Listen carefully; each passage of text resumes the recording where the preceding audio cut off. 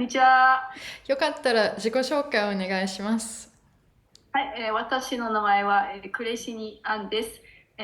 アメリカ生まれ、アメリカ育ち23年も日本に住んでいます。北九州市立大学の准教授です。で、大学で教えながらいろんなメディア活動、福岡中心でやっております。よろしくお願いします。お願いします。で、今日はツイッターで大話題になった日本人になったっていう話をしたいなと思って、さっさ何をととってもバズったからびっくりしましたね。本題に入るんですけど、日本人になろうと思ったきっかけは何でしょう？まあ結構複雑なんですけど、やっぱり多分わかると思うんですけど、コロナで、外国人、すべての外国人は再入国できない地域が、まあ最初の頃あって、で、私、永住資格は10年ぐらい持ってるんですけど、それって、まあ十分だなとずっと思ってきて、ずっと日本におっていいなとずっと思ってきて、で、コロナでやっぱり永住権って日本にいる許可で、それっていつでも入れなくなることはもうおかしくないっていうことをコロナで気づかされて、で、私の父親も、初期の頃亡くなって葬儀に行かれなかったりとか、いろんな大変なことがあったんですけど、でも何よりもなんか日本に戻れなくなることで怖くて仕方がない。うん。だからずっとコロナの間に水際対策緩和されてても、なんか日本出るのが怖くて、もし何かあったら、うん。もしもう一回新しい株が急に出たらとか、戻れなくなるかもしれないっていうのは、で、どれだけ日本が好きかっていうことを気づかされて、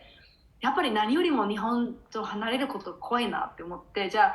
あ、最初はすごく楽しかったんだけど、でも、なんていうかな、ブツブツとか文句言うよりも、じゃあ、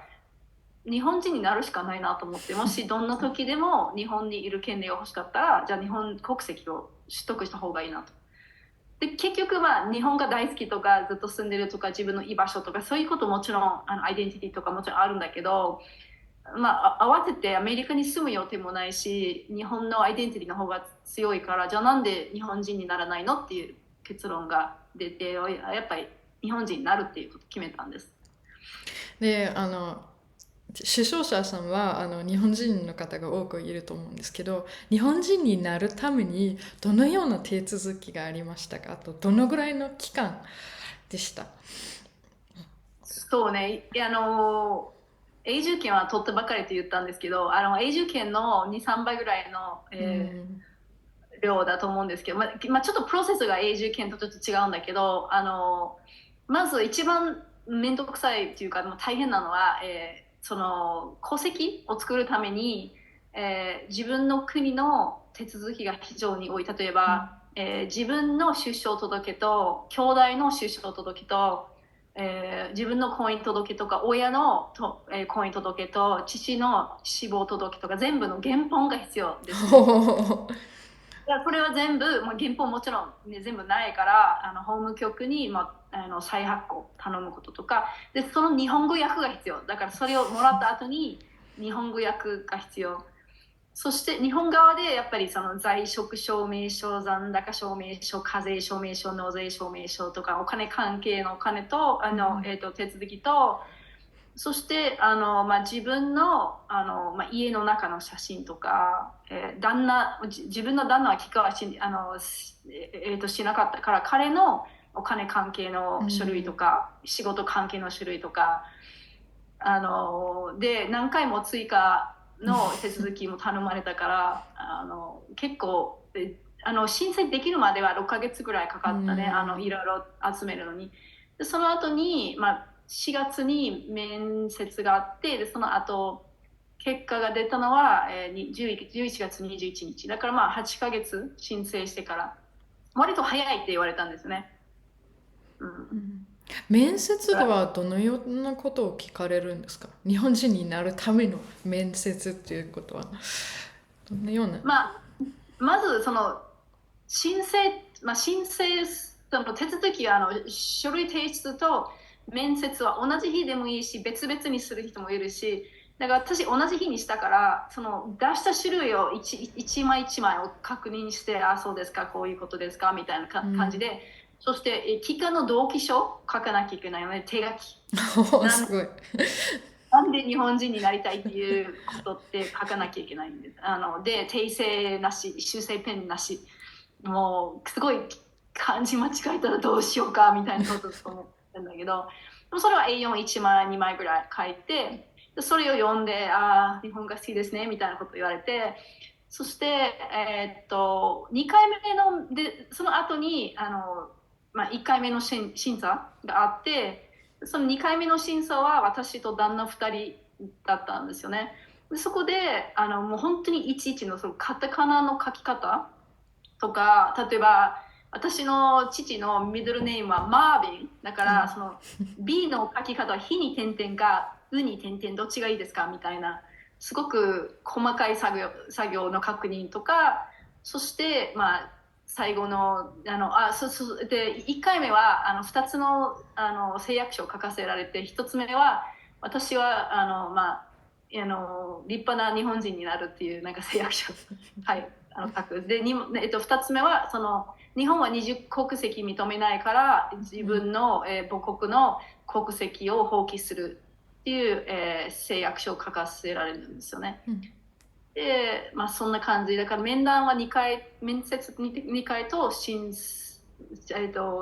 たくさん山ほどの書類を提出しましたね。で、さっき日本のことが好きっておっしゃったと思うんですけど、日本の具体的にどういうところが好きですか？それはね、なんか深すぎてなかなか一つの答えはないと思うんだけど、なんていうかな、自分の居場所、やっと見つけたって感じ、なんかすごく自分らしく生きていけるって感じ、なんかなんていうかな、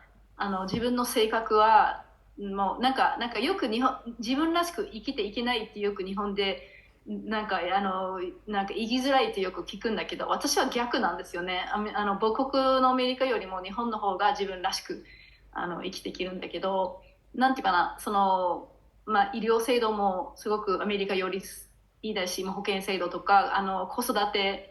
子供3人もいるんですけど、子育てにもすごくいいし、食べ物もいいし、でなんか日本人の性格と私の性格はすごく合うから、日本人の友達がたくさんおって、ですごくなんかめちゃくちゃ仲いい友達が、そのママ友とかそういう表面的でそういう浅い友達じゃなくて、本当にめちゃくちゃ仲いい友達がたくさんいて、だから自分の母国行くたびには、まあ、楽しいけど、ここは私の居場所じゃないなって毎回感じますね。同じような気持ちになるんですか？ドイツに戻るときに、やっぱり日本に帰りたいなと思う。ご飯がすごく食べたくなります。私の地元に魚がなくて、1週間はドイツ料理でいいんですけど、2週間目に入るとお刺身が食べたいってなって。そんな感じ。なんか自分もなんか最初はタコベルとかタコスとかクッキーとかなんか甘いコーヒーとか、やったーと思うけど、1週間ぐらい経った頃にやっぱり甘い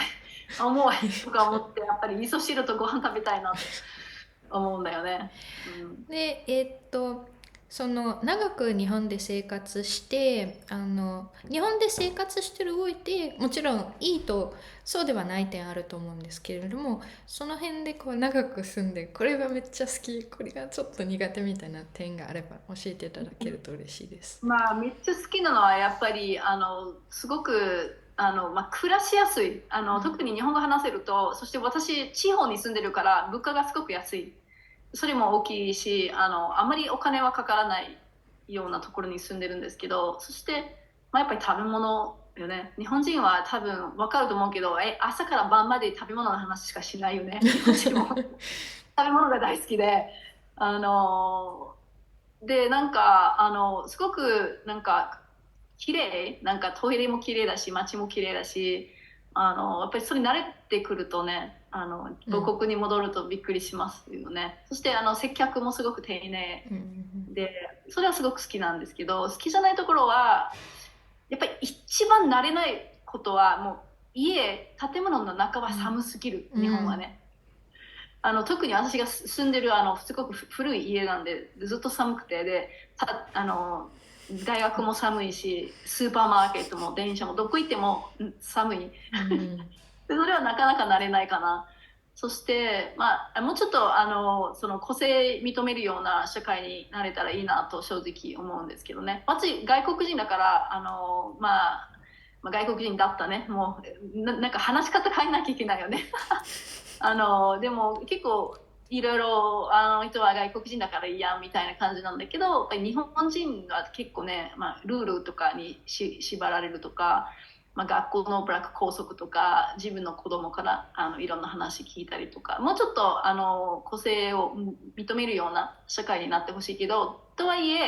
えまあ、20年前と比べればもう全然違う。もう確実に日本は前進してる多様性とかあの、まあ、スピードがちょっと遅いけどでも確実にいい方向に向かってるからすごく日本の未来は明るいなと思ってます。ありがとうございます。はい、で、あと私ちょっと買ってきたんですけど、よかったら日本で出版されたと思うんですけど、よかったらこう出版者の方にもどういう本を書いたかもし気になる方がいたら概要欄にリンク貼っとくんで。ありがとうございます。私は9月に、4冊目の本を出版しました。なぜ日本人はアップセット必ず語訳するのかっていう本なんですけど、これはまあ英語学習概要欄に。者向け、